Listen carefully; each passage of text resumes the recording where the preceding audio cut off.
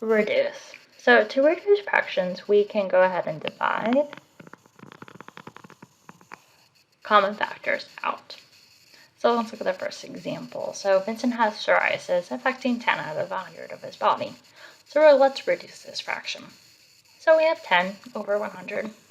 And we notice that both the top and the bottom can be divided by 2 because they both end in a 0, so that means it's even. So you can go ahead and do that. 10 divided by 2, well, that would be 5. 100 divided by 2, well, we just cut that in half, and so that's, right, 50. So we have 5 over 50, and that's still not reduced because it ends in a 5 and a 0. So we know both the top and bottom can be divided by 5. Right, kind of going back to our divisibility rules or tricks, as we can call them. So we have 5 divided by 5, so that would just be equal to 1. 50 divided by 5, well, that would be 10. So 1/10 is our reduced fraction.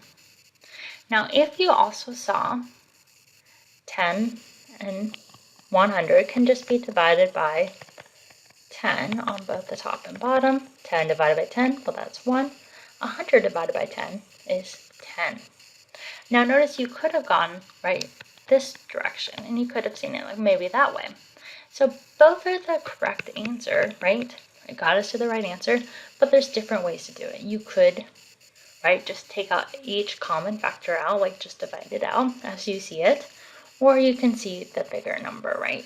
Because 2 times 5 is just 10, so that's how we got there.